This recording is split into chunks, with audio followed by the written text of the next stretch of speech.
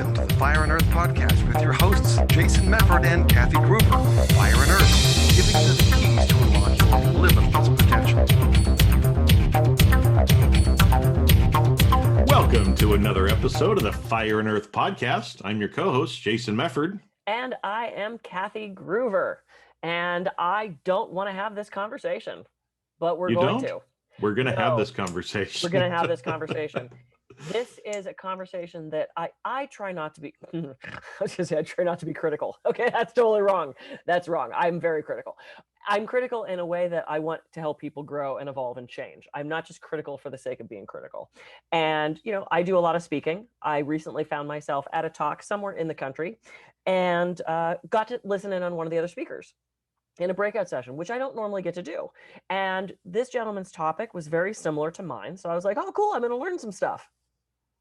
Oh, no. It was probably one of the worst talks I've ever seen for so many reasons. And I thought there's a lot of speakers out there, or a lot of people who are aspiring to be speakers. So in using the example of what not to do, we can get better. So I thought we'd talk about that today. Well, I think that's a great topic because, you know, it's funny. When you talk to people, a lot of people, they really want to become a speaker or a writer. But at the same point, professional speaking is like the scariest thing for most people, right? They want to do it, but they're scared to do it and they don't want to put themselves out there. And there's a lot of people that kind of, you know, tell you what you have to do and how you have to be all this polished and other stuff. And I don't know if we're going to get there anyway, too, but people just want authenticity, you know, especially today. But it's one of those, again, where people are afraid to public speak more than they're afraid to die, which to me is always crazy. But anyway, so let's get in. And I know, you know, for me, I do the same thing as a speaker.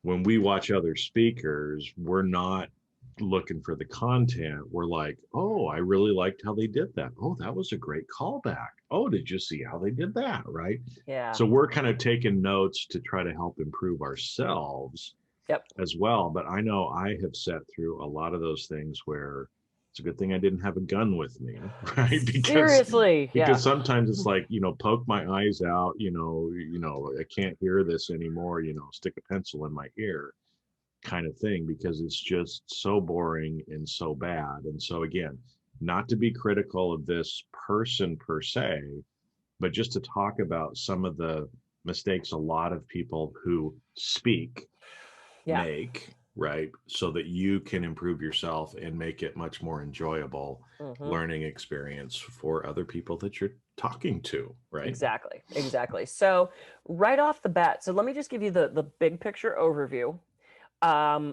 He had an hour to speak. It was like 50 minutes to an hour. And the first 10 minutes was, let me tell you who I am. Everybody guess where I'm from. Here's an overview of what we're going to talk about. And when you have a certain number of things, like here are my 5 pillars, if you have to go to your notes and say, here are my 5 pillars. Let's see, what was I going to say? Okay. So the 5 pillars are, you don't know your shit. and then don't tell me you've been speaking about this since the early 2000s. Because to me, as an outsider, not knowing the speaker at all, I would have thought this was his first talk.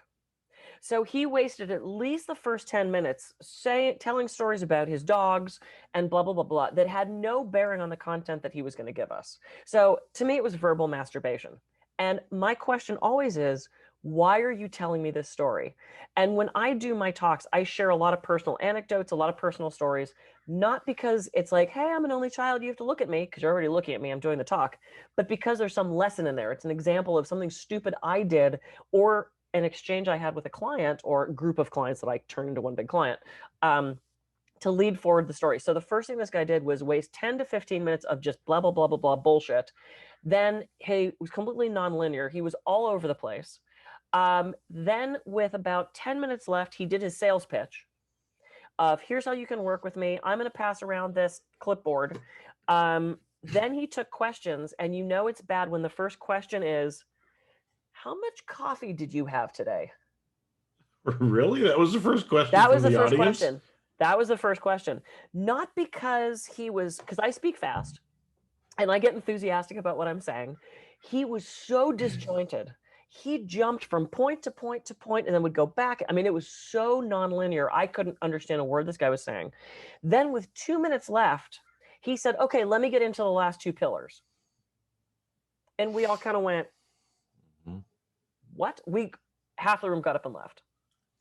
So it was time management, it was know your content, and then I'm a visual kinesthetic learner. I love PowerPoint. I will never stop using PowerPoint because people like to see something on the screen. They like to see what you're talking about written down or in a graph. And so at one point he grabs the big win, lose, or draw tablet and he starts to draw this thing, which he didn't know all the info for, which was a little disturbing. And he goes, okay, I'm going to be nice and draw this out for all of you. And I'm thinking, okay, you've just offended half the room because we're visual learners. And he made this big deal about, I'm not a PowerPoint guy. And I'm thinking, you seem lazy. My interpretation. So I get through this whole talk and I was like starting to get actually angry at how bad this was because it was terrible content. He maybe gave us one usable thing in an hour talk. It was a sales pitch. He bragged about how long he's been doing this and how much work he does. And I thought, maybe I'm just being critical. As another speaker, maybe I'm just simply being hypercritical. And I bumped into someone who was in my talk. He stopped me and said, oh my God, your talk was so great. Thank you so much. One of the best speakers I've ever seen. I said, oh, did you happen to see the other similar, topic talk this afternoon? And he goes, no, but my boss did. He said it was one of the worst things he's ever seen. And he's not critical of anybody. And I went, okay, thank God. Not thank God that everybody thought this guy was bad, but it kind of validated my ability to critique without just being hypercritical. So that was the broad overview picture of my experience with the speaker, and it's an hour I'm not going to get back, basically. Well, and so let's take that apart again, right? Because luckily I didn't have to sit through this, right? but let's just go back to the basics of why you speak, right? So again, it's if you've got an hour, you're there to help impart some knowledge, impart motivation, transformation in people, get people to leave the room better than they came in, right? I mean, that's really your job as a speaker. Yep. And so just from the numbers that you kind of rattled off, he spent over half the time trying to either say how great he was or to sell you on something. And again, it's a standard. A lot of people are taught this because, again, as a speaker, you make usually more of your money on the back end than you do on the front end, right?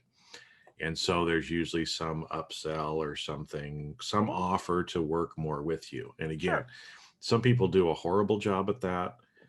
There's sleazy ways of doing it. There's other more subtle subconscious ways to do it for the people that are much more skilled at it.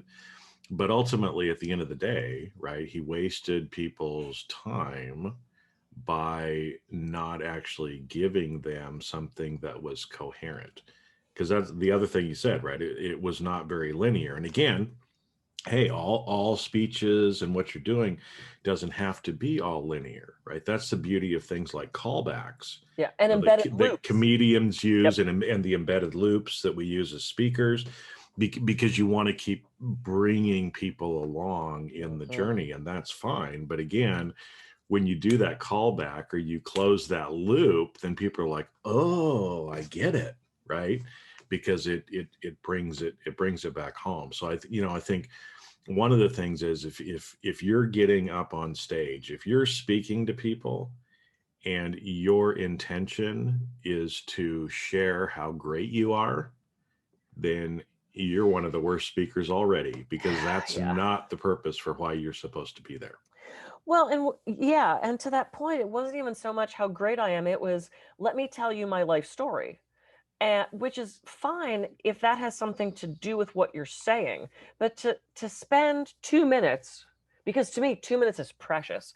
I over deliver so much content. People can't even keep up with the content that I deliver. I've actually had people say, oh my God, you're giving us way too much. That's a good problem. To waste 2 minutes on who can guess where I'm from. And we had a whole audience discussion about that. And I'm thinking, why are you asking us this? I will maybe say, hey, I grew up in Pittsburgh. I'm a huge football fan. and then use that as an example of how visualization works, of how the field goal kicker visualizes the uprights. Da, da, da, da. I don't like everyone guess where I'm from. Come on, guess. And it's, to me, that's a time waster, and that means that you don't have anything to say. Because if you actually have content that you want to share, you don't have time to waste 30 seconds saying, everybody guess where I'm from.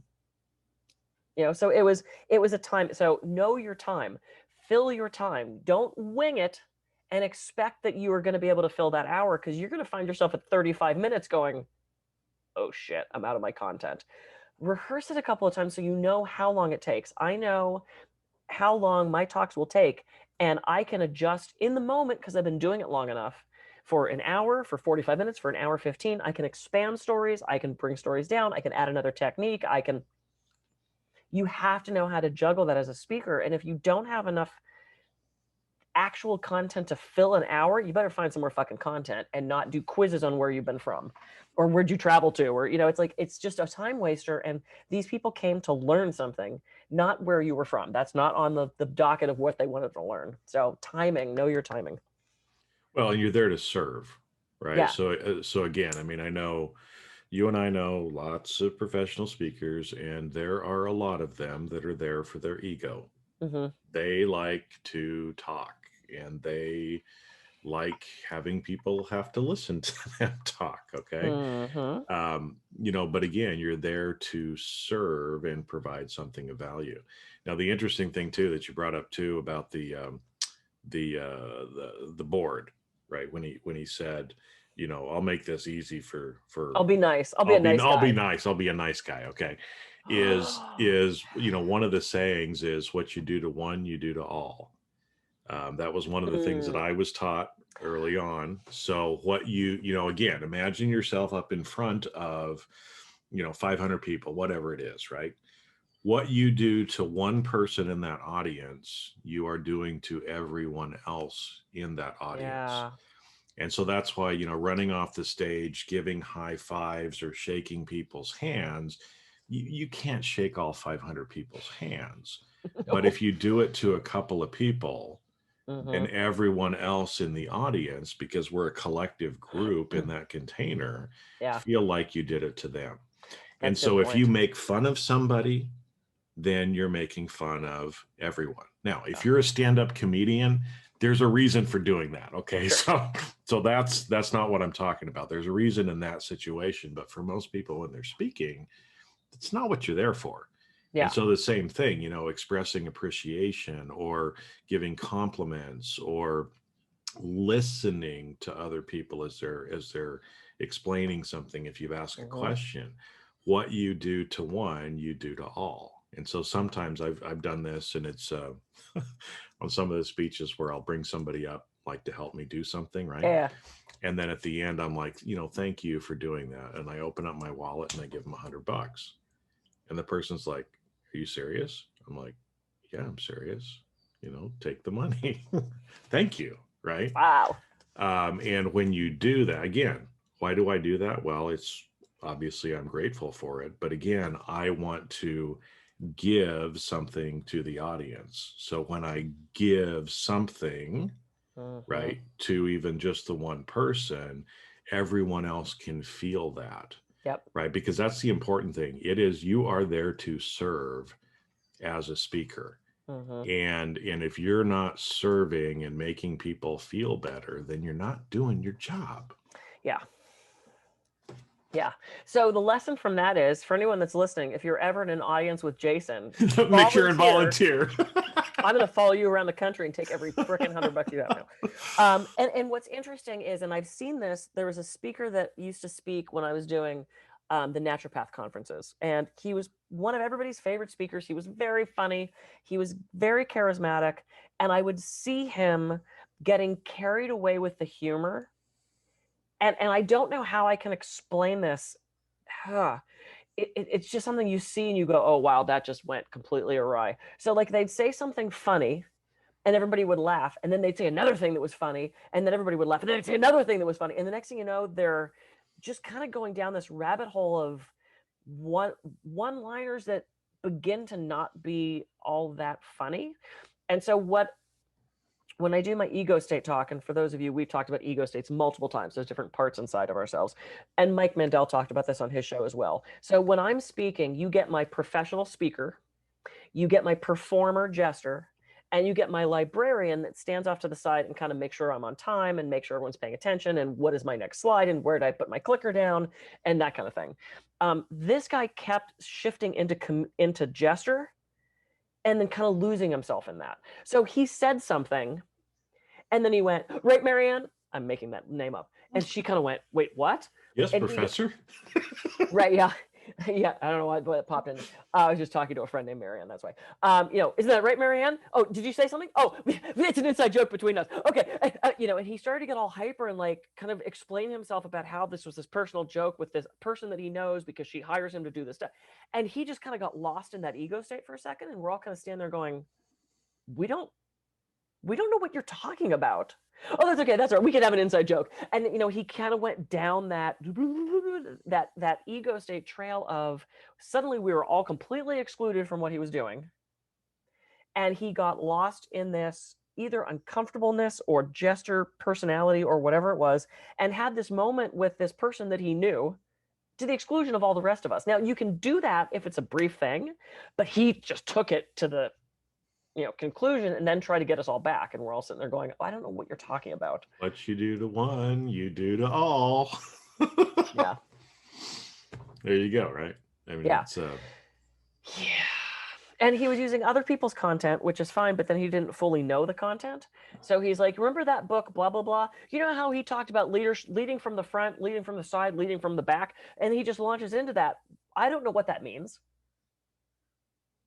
And he said, who knows what that means? And like maybe a third of the room raised their hand. And he goes, okay, so you all know. And then kept on talking. And I'm sitting there going, dude, I have no bloody idea what you're saying. And then he kept repeating the same thing over and over and over again, which was not new content. It was just him recycling this other person's content, which is fine, but then explain to us what that content is. It was just disjointed and, oh, yeah, it was just so unpleasant. Well, and I think, because with one thing on there too, and I understand, I mean, I get this. I prepare, but I wing more, I guess, if you will, right? Yeah. Because what often happens, since people are so afraid of getting up in front of people, and they're so afraid of making making a fool of themselves. It's actually funny. We were just watching a show. It's on Amazon called Atlantic Crossing, and it's about the Second World War, but the story effectively of the Norwegian royal family and how the crown princess came to America. They had to flee when the Nazis occupied. But there was a part where she was terrified of public speaking. She would, they'd write her speeches. All she had to do was read it, but she'd get up there and she just couldn't do it. Right. And they were good friends with the Roosevelts, FDR and Eleanor. And I remember there was one time where she actually went to Eleanor and she said, I need to do this speech for the Red Cross and help raise money for the war effort. Will you help me learn how to speak?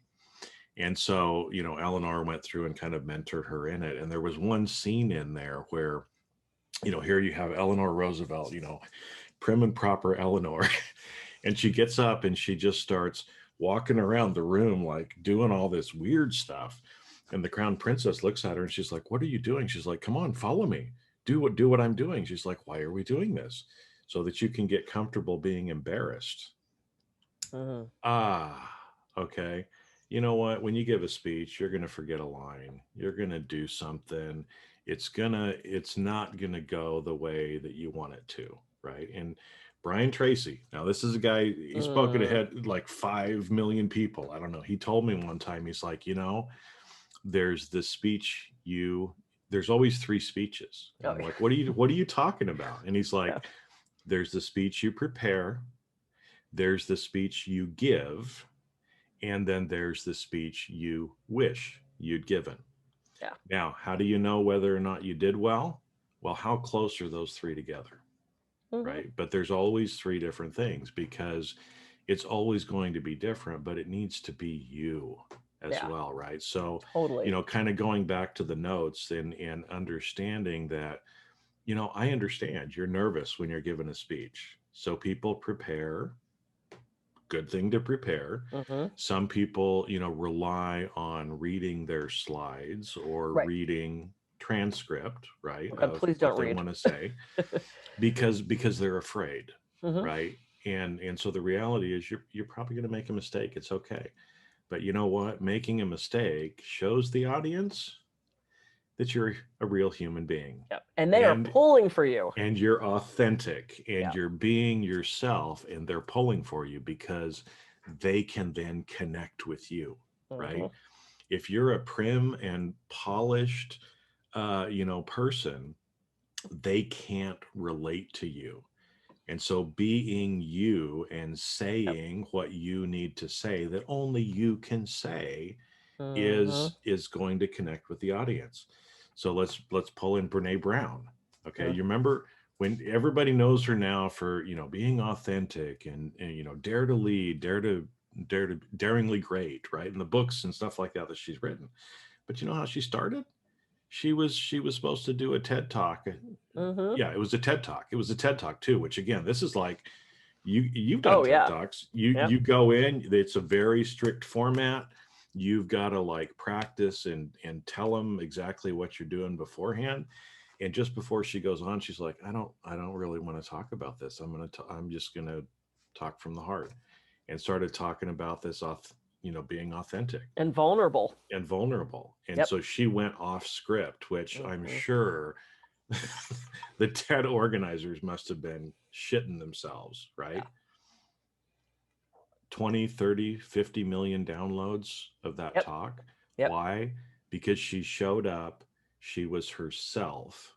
She said what she needed to say and what only she can say, Yeah. and in the way that Brene says it, Yep. right? She's one of those too. I love her because again, we're taught, well, you can't swear on the stage. Really? I do.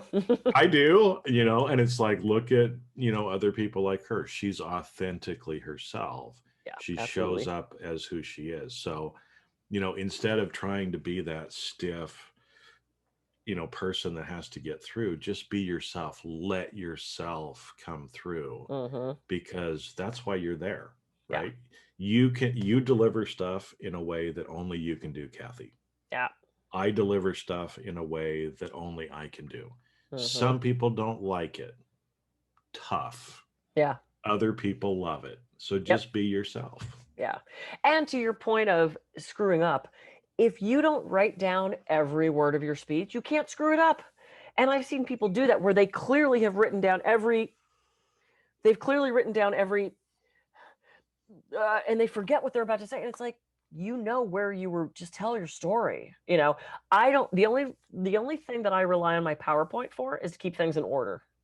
Yeah. I do the same And, thing. and quite frankly, if the slides would pop up in a completely different order, I would just go with a completely different order. It's like sometimes I tell different stories, and it was very exciting. I just got to speak in North Carolina, and Eric, my boyfriend, got to go with me. And what was so exciting about that is he got to see me speak in person for the first time. And he's used to hearing my talk from across the room because I'm on Zoom so much. So he's heard all of my talks ad nauseum, but he finally got to see one. And I said, how was that for you? And he said, one, it was so cool to actually see the PowerPoint that goes along with it, because normally he's not watching my screen, obviously. He goes, it was so fun to actually hear the audiences react to your jokes. He goes, because I hear you say things that I assume are funny, but he doesn't get any reaction, nor do I, because I'm sitting on freaking Zoom. He said, and it was fun to see you play with the audience and do your improv. He said, it was so fun to see you, as we say as a coach, dancing in that moment. So don't be too over, and Nicole Garrett talked about this when we did our speaking one. Don't be too over prepared. Don't be underprepared. Be you, but don't just think you're going to wing it. And that's what this guy seemed. He seemed horribly unprepared. He read from the description in the book as to what he was going to give us, and he didn't give us any of it. And I mean, it was just poorly crafted and poorly executed. So don't do that. There's my thing. Yeah, just don't do that. And we've been all right. So don't be the worst speaker ever. Don't be the worst speaker ever. So again, we've, if you have to give a speech, whether again, even if that's a small thing in front of a group of people at work, or whatever else, go back. We've given you a lot of gold right here. Okay. Honestly, folks, I mean, what we've shared with you here, professional speakers pay thousands of dollars to coaches to teach them how to do this. Okay. And we're giving it to you for free on a podcast. And if you contact Jason, he'll give you $100. Oh, that was something else. Oh, that was something else. That's right. Yeah, don't contact us. I mean, you can contact us, but we're not paying. Oh, yeah. Yeah, please, you can contact us. That's right. And see, even just like this, right? This isn't scripted. No. We're just being us. So again, you either love us or you don't. And hey, I'm okay with it. Yeah. Right. I mean, we're just showing up, being authentically us, trying to help you. Right. Because the same thing. I mean, hopefully you can understand this. If you've listened to more than a couple of our episodes, you know why we show up and do this. This is a labor of love. Right. I mean, we're here to serve you. That's why we do this. Yeah, absolutely. I thought it was just because we like hanging out, and this is the only time. Well, that's a side benefit too. Right? Yeah, side note. Cool, excellent. So if you're gonna do a talk, craft your talk. Stick to the time, be respectful of the audience and what you're actually giving them. Ask yourself, why am I telling this story? Why am I saying this right now? Is it actually serving them, or is it verbal masturbation because I've run out of content? And I think that's just, it's about organization at that point. Bring out your inner Capricorn, have them sit down with you and organize your talk. And, for us visual learners, please put some freaking PowerPoint up there. Don't draw some half-assed picture and think that's going to work for me, because it's not. So that's just from my personal thing. All right. No, that's good. I want to go do another talk now. I do. You ready? Get to go do another You ready? talk. So I'm ready. I'm ready. Always ready. In a drop of a hat. Cool. Yeah. Contact us if you need anything. Both of us can give you speaking tips till forever. So yeah. I'm Kathy Gruver. I can be reached at kathygruver.com. I'm Jason Mefford. I can be reached at jasonmefford.com. So go out, have a great week. And make sure to serve. And if you're speaking, speak from the heart, and go back, listen to this again, because like I said, it's gold in what we just gave you. So have a great week, and we'll catch you on the next episode of the Fire and Earth podcast. See ya.